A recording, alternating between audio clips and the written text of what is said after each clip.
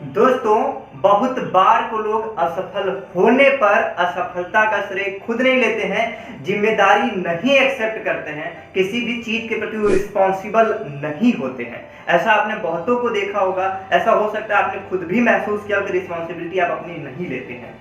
आज एक छोटी सी कहानी आपको यही सिखाएगी कि हमें रिस्पॉन्सिबल होना है अपनी लाइफ में, अपनी जिंदगी की रिस्पॉन्सिबिलिटी खुद लेनी है। जब हम कोई काम कर रहे हैं उसके लिए हमें रिस्पॉन्सिबल होना है।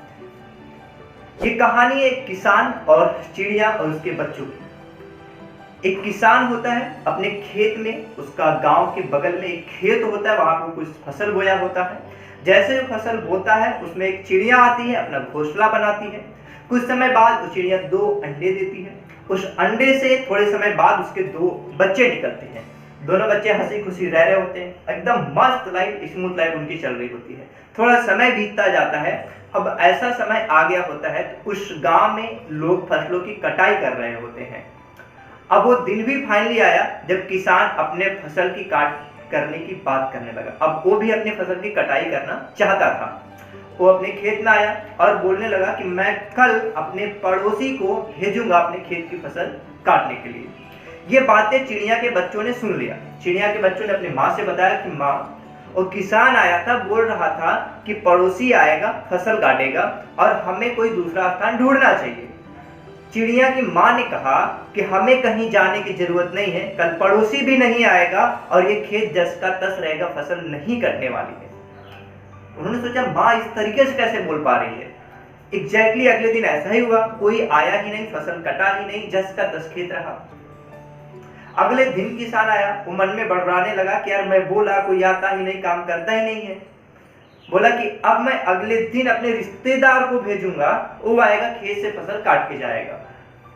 ये बातें चिड़िया के बच्चों ने फिर से चिड़िया को बताई। फिर से चिड़िया ने बोला अगले दिन भी रिश्तेदार नहीं आएगा, फसल नहीं कटने वाली है, हमें कहीं जाने की जरूरत नहीं है। अगले दिन भी एग्जैक्टली ऐसा ही हुआ, कोई नहीं आया, फसल नहीं कटी।